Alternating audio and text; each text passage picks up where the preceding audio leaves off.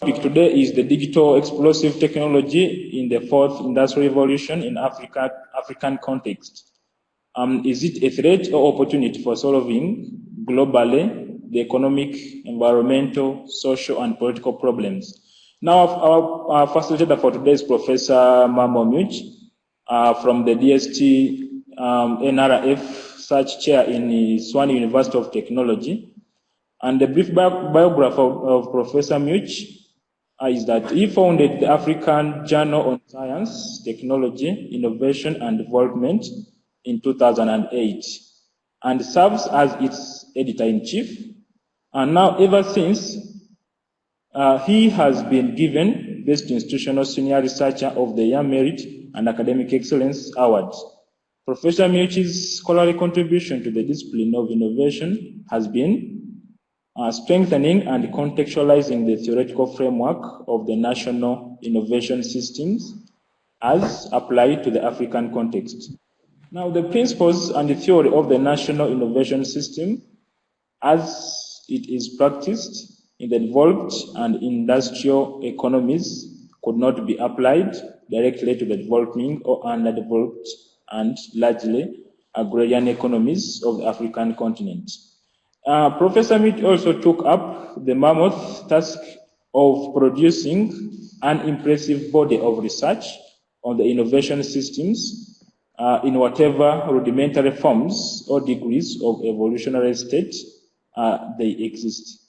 Now, in various, he also taught over 400 doctoral candidates in doctoral academies across the world. That is in the Global Leaks, Africa Leaks, Psycha Leaks, in India Leaks networks. He has taken major initiatives for running doctoral and master's academy in various universities in Africa and all over the world. The professor, one such academy is recently organized by the Association of Commonwealth Universities.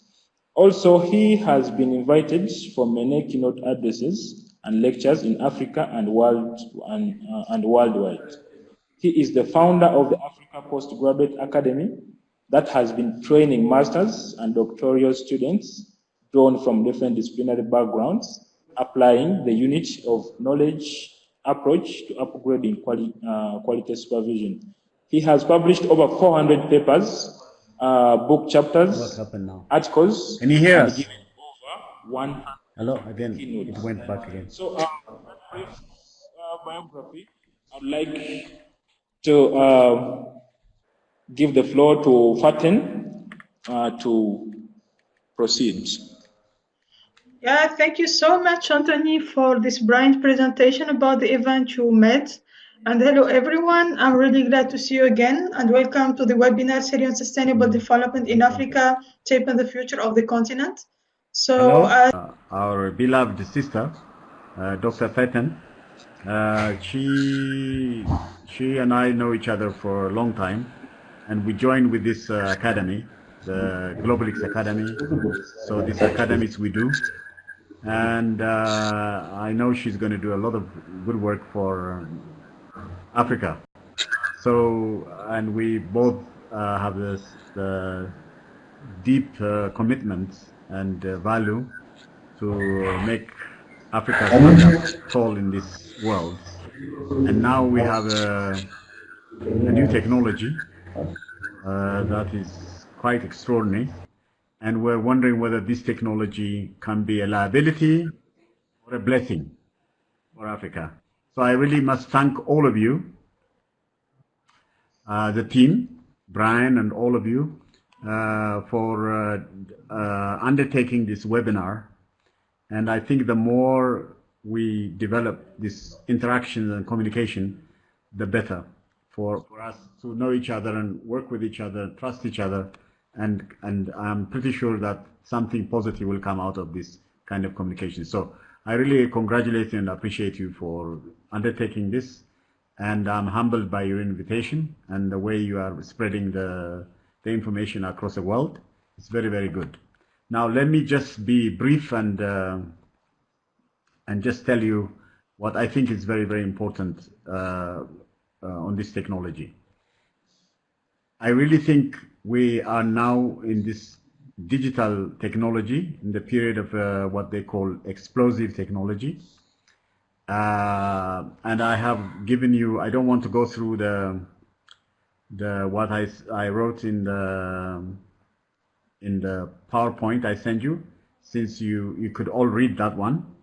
But let me just make a few reflections about what this technology means and whether we are at the moment benefiting from it, or would it also produce danger and risk to us. Is this technology an opportunity for us, or is this technology a danger to us? And that is a serious question we need to ask and raise, because so far the technology is spreading in Africa, but who controls it, how it's done, is not really clear, because, as you know, we still have challenges. Like our own money, we have huge amount of resources in Africa, huge amount of resources flow out of Africa, with what's called illicit financial flows.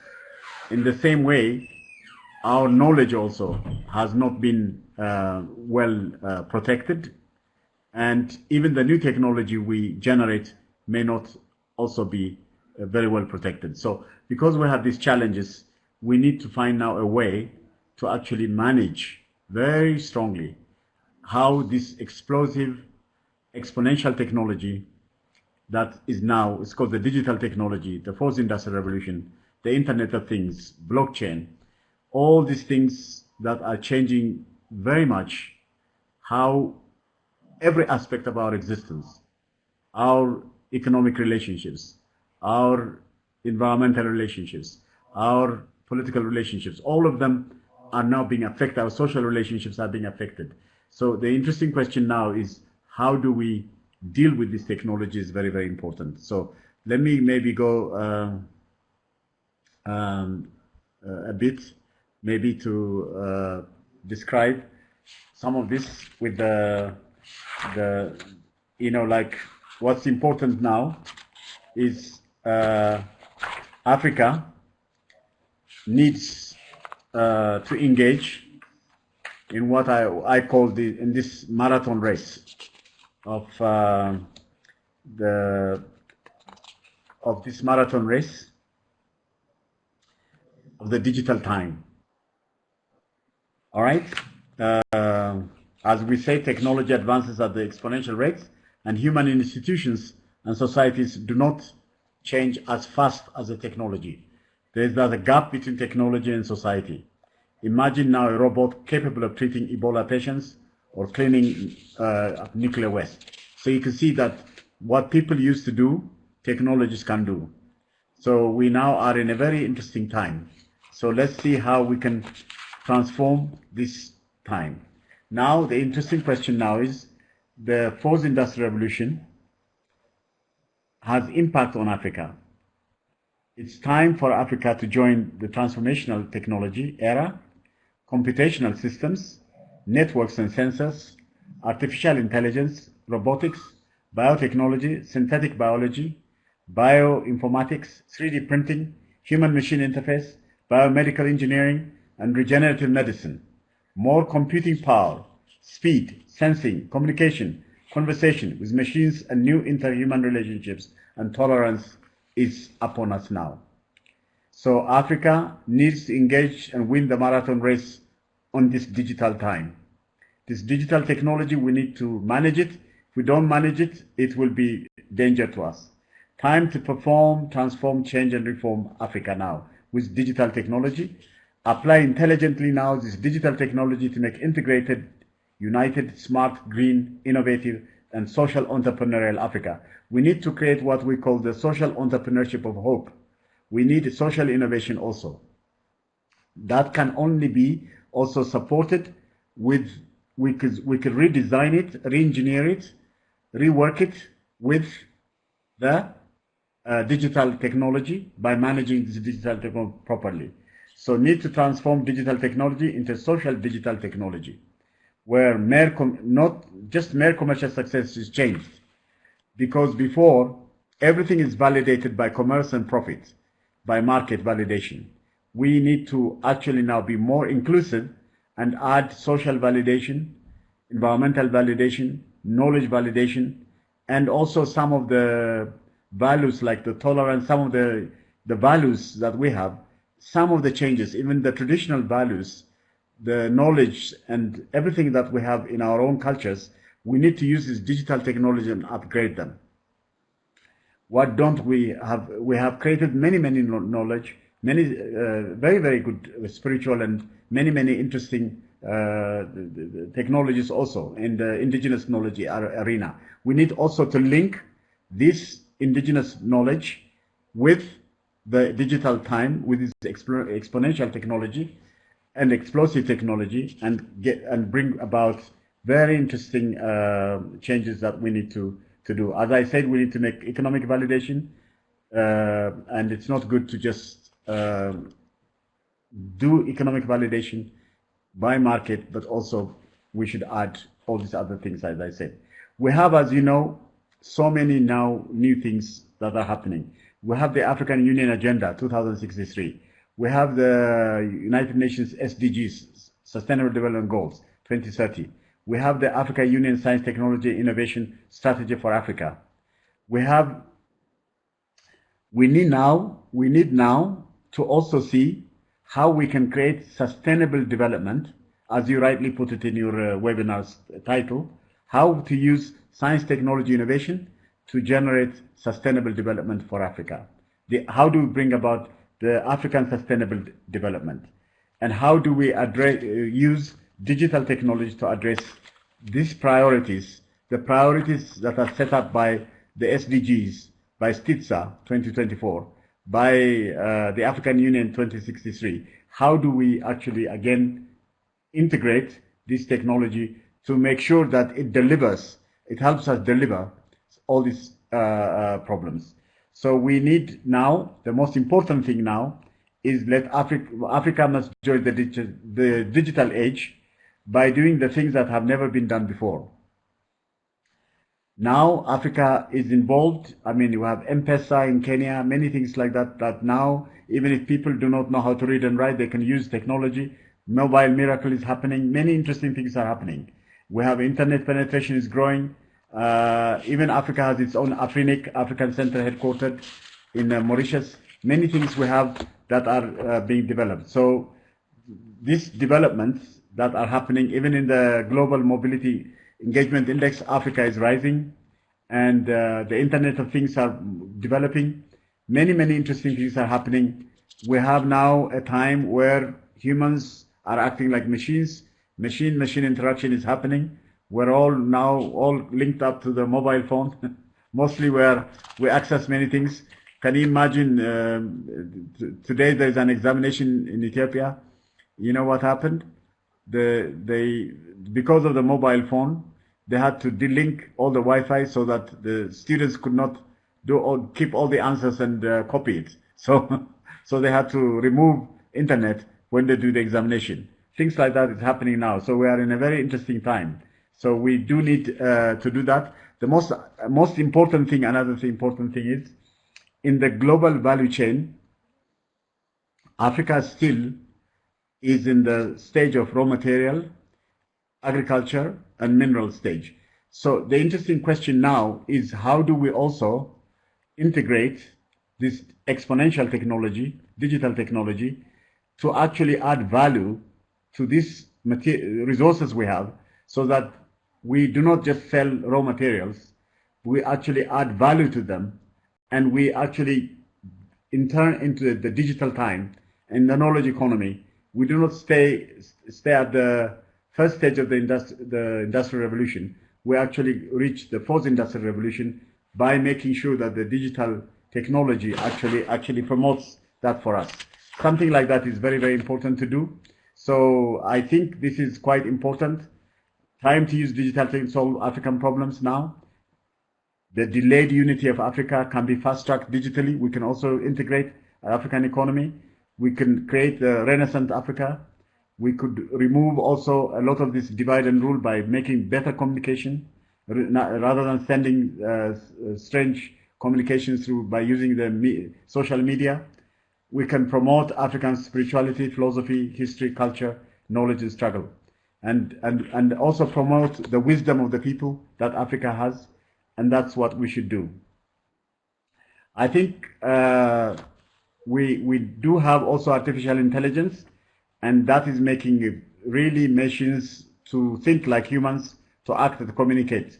So, and this new generation of artificial intelligence is also changing very much, and we need to actually then power, actually again, social change and the well-being of our people actually have to change very much with this technology.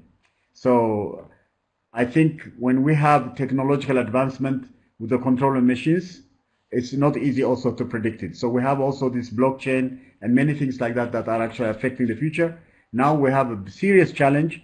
Some of the things that we used to do can now be done technologically. If it's done well, it means it can be positive. But if it's not done well, it can also create negativity. So, for example, in blockchain, you can store identity details of people, verification of identity, ownership records you could have, blockchain wallet, digital assets, smart contracts, digital contracts. You can have all these things. Blockchain can also replace lawyers and bankers by undertaking legal and financial transactions. It can also help voting. It can also help us for conflict resolution. You know, when we have problems in areas of the world, I've been asked to come to South Sudan. There's on STI on technology they want me to discuss, and I'm thinking about how can we promote digital voting, clean up stealing in voting, deal with vote tampering digitally. All these things we need to deal with. We can also design it, put it in a very interesting way. We can also really be positive, promote health, can make better travel arrangements, prevent illicit financial flows, many things like that we could do. We can even help urban cities, better smart cities we could develop. We could do many things like that. Smart girds, smart urban farms, food security, healthcare, tourism. We can even create an e-economy, e-agriculture, and management can be facilitated, services can be done. We can create a digital age with big data, digital transfers, knowledge economy value chain could be created from instead of remaining at the primary stage, we can come to the fourth industrial revolution and make Africa reach that stage fast. We could shift many things like mobile and cloud computing, scientific business machine learning, to advanced science and engineering, new business models we can create. I mean, this is the time of big data. It's a very interesting time. So the physical universe, the physical space we have, the physical world, can also change into the digital world with e-education. Now we are teaching, some of us are now doing online courses, Coursera, many things are happening. So very, very interesting things are happening. Many universities are now doing all this teaching. Now you are doing webinar too. Look, this is also part of the digital technology. We can create e-health, e-government. Government can also be, instead of human government, people living humanly with all their mistakes.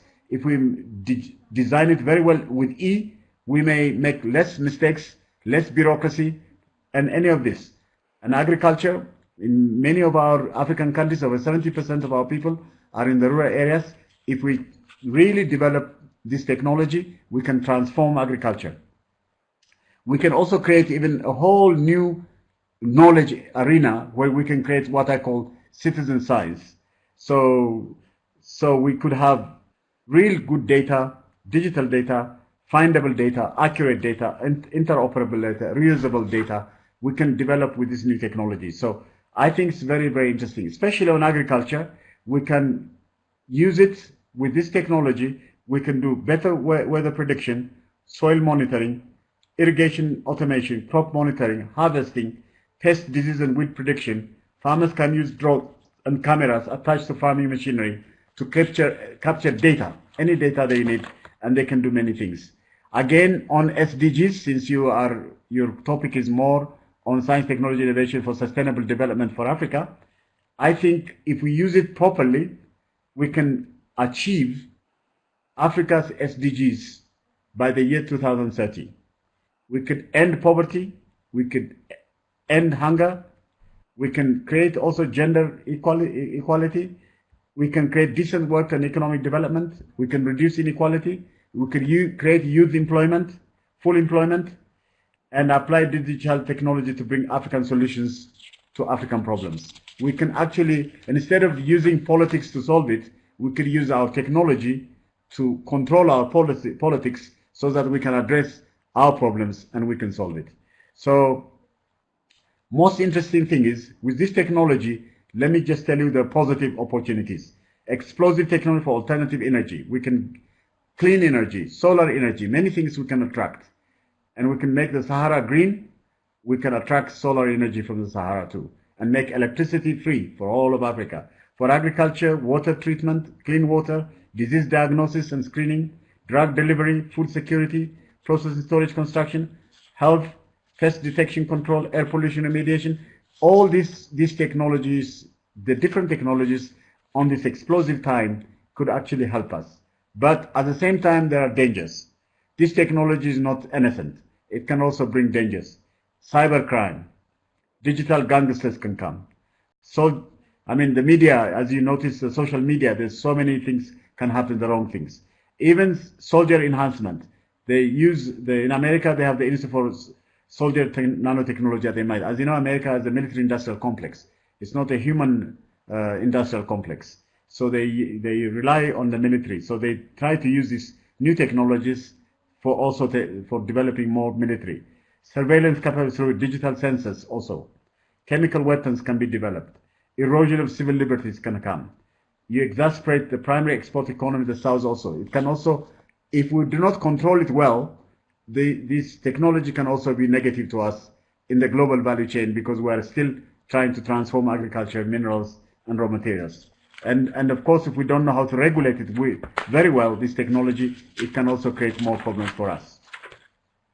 I think to just end this conversation with you, I like to say there is a need for active engagement by promoting the public oversight of the explosive technology to create opportunities and not dangers to Africa. How do we create serious positive opportunities and make Africa move from at a lower level of industrialization to the fourth industrial revolution? How could we do that? To the knowledge economy, how we could do that? The technologies exist, they can be accessible. How do we work together to make sure that we can actually apply it is the most interesting thing. This webinar you have done is excellent, and I really am proud of you for doing it. And I hope you can continue this webinar and really spread it more to realize some of these things we just mentioned, how we can actually translate them into practice by using all kinds of schemes, including laboratories, many things, experiments, cases, and monitoring and evaluation, many things like that. So to realize opportunities, forestall or avoid dangers, to build innovative, smart, green, and integrated Africa that all of us should have, a united Africa, renaissance Africa, and I hope that happens soon, and I hope you all work hard, and you are younger than us. I think we should be there to support you, but you should lead it. So you should be good leaders and deliver very good things. Amasaginala, asante sana, shukran, and thank you. Thank you, Professor Muchie, for the bright presentation. And also, I'm sorry for the student and for the attendee for the challenging network, but I'm glad that that we have done it and everything. We finished the presentation and Pattern was just giving the speech that is for thanking you on that wonderful presentation. The question now is that the interactive session might be a little bit challenging, and therefore the students have opted to, the questions are being asked in the screen. There is a section for chatting, so there are several questions that are being asked there. So there are two ways: either you can read them and then answer, or I can read you them and then you can reply each of them. Yeah, so whichever is easy for you. Okay. Yeah. Okay. Thank you so much. Yeah. Okay. So you want me? Should I just listen to the questions you ask and then I will respond? Is that okay? Okay. So yeah, I just saw a question, COP leader. We can hear you, Prof. COP leader. How does Africa agenda to elaborate on the way to reach the fourth industrial revolution? Do you want me to answer that question? Yes, those ones. Yeah, you can answer them one by one. Okay. Tell me when I answer the question. Tell me. You can call me if you don't hear me. Please call me. Okay? Yeah, we can hear you clearly, so there is no problem. We can hear you very well. Yeah. So just go ahead. Thank you.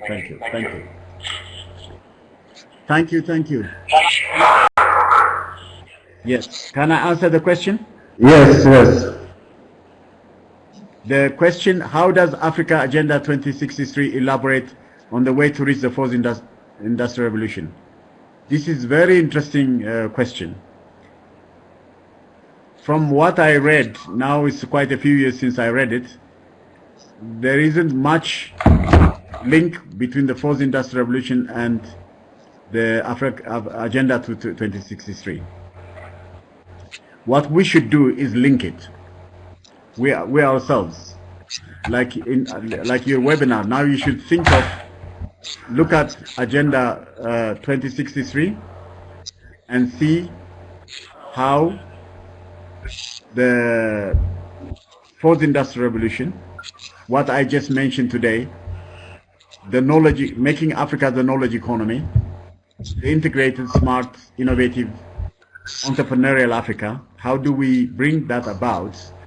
And how do we transform the value chain from the raw material, agriculture, and mineral to the knowledge economy, the digital time, and this explosive technology that I mentioned to you? That discussion, from what I remember from what I discussed, recently I haven't looked at the 2063, but I've read it before. From what I read, I didn't see it. So I think we should seriously re-look at it. The other important thing is we shouldn't wait to unite Africa another 50 years from, it was decided 50 years when the 50 years of the Organization of African Unity. I think given the technology I described, we should work very hard to actually make the linkages faster so that we do not have to wait until 2063. We could do it faster if we apply the technology properly. I think we should do that. That's my answer for this question. Okay, thank you very much for that question. And I think if they have any other questions, they will type, and we can just give them a bit of 2 or 3 minutes, and then Fate can give us a vote of thanks and give us the next steps after this. Should I wait a bit or should? Should I wait a bit or? Yes, you can wait a bit. So in case there is any other question, then if there is none, then we can just close. And we really appreciate the presentation was quite wonderful, informative, and very interactive. And we've learned 1 or 2 things from that, and especially on the linkages, what we should do, especially with the Agenda 2063, the African Union Agenda 2063, what now we should do. And I believe that as researchers and people in the academic institutions, we are the ones who come up with this kind of research topics and research areas that. How do we do that linkages so that these things can? No, I really appreciate it. Yeah, I think what you have done is excellent. I hope more people can join you, so you can spread.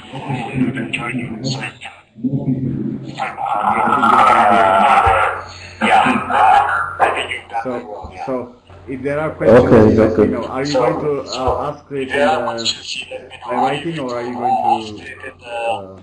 The voice is very difficult sometimes to hear.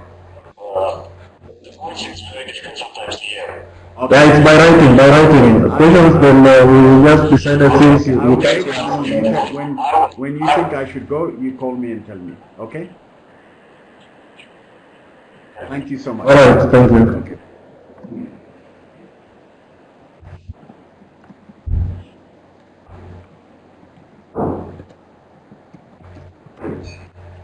So, Fraten, maybe you can continue in case there is any other question. I think he'll respond to it in the course of time.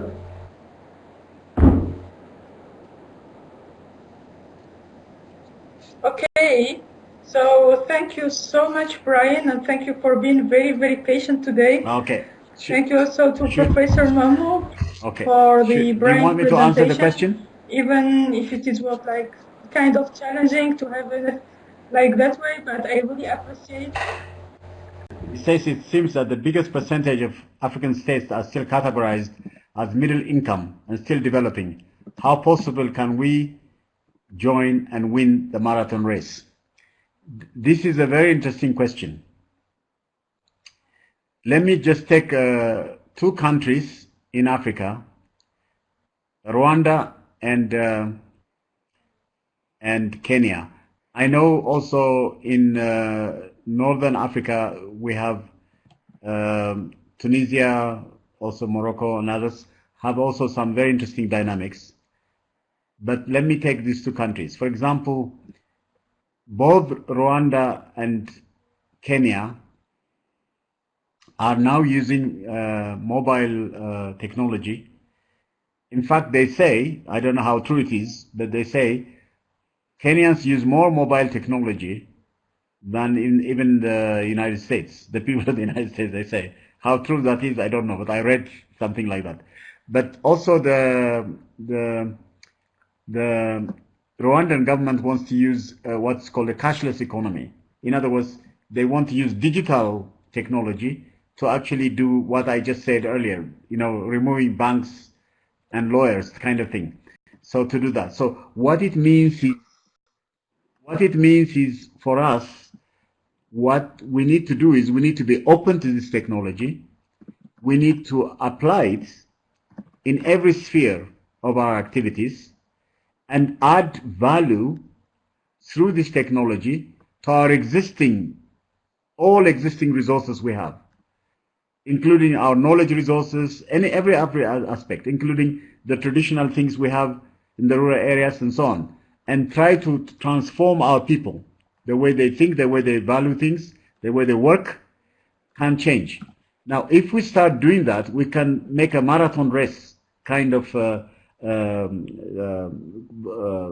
journey to make it easier to transform the industrialization process. We can actually do it. We don't have to catch up. We can leapfrog. We can go beyond catch up. We can actually do it. The technology potentially has that possibility. Our application of it may not be able to do it, but we need to learn how to do it. We need to also organize our research, our activities, set up all our institutions, the universities, the industries, also to work together. The stakeholders all have to come, and if we could do it, and if we are united also as Africans, I mean, our resources will be so rich, so we can apply, we can do even experimentations. So I think the chance exists very, very much if we really want to transform Africa. The examples I just mentioned, the two countries, are good enough for us to actually learn what they are doing and see if we could also apply it also in other places, in other countries. So let's think about that very carefully. I know many things are happening in different countries, but serious research and evaluation needs to be done so that we can also draw lessons from each other, so that we can actually also make exemplary kind of connections with each other. I think that would be what we should do. I think the other important thing you asked me in which areas of the fourth industrial revolution could Africa bring in adaptable innovations. Very, very interesting. I mean, as I said, I mentioned many areas the main thing, to be honest with you, that we should all aim at are two things. One, agriculture. We need to transform Africa's agriculture entirely. And we need to create an agricultural innovation system with the integration of this new explosive technology and how our agrarian population can actually be able to adapt it and apply it, use it, and change the lives of the rural population. This is serious. I think on that we should do it. When we do that, the entire agrarian zone has water. Many of this, all the demographics, including the climate, many things are there.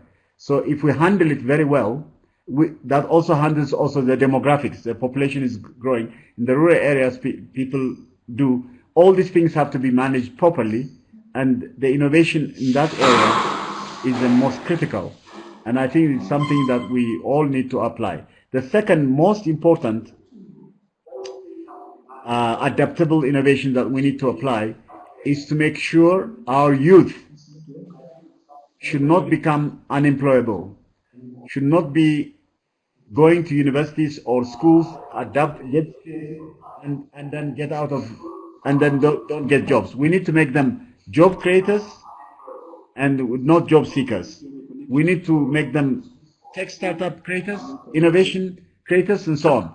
So our youth is critical. So we need to create the youth to be fully employed, to be fully engaged, to participate and join in the entire system of education. That we need to do that.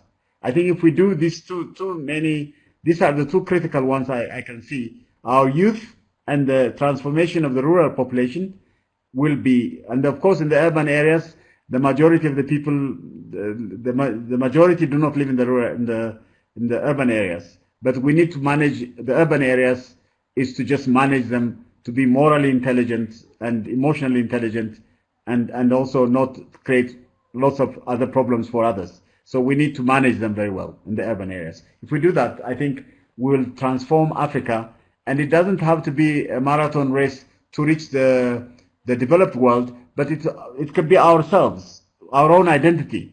We can create a new relationship, a new approach where we are integrated, innovative, entrepreneurial, creative, and so on. So we could do that, and green and smart. We could do it, and it's possible to do it. Thank you. Thank you very much for that wonderful response to those questions, and we really appreciate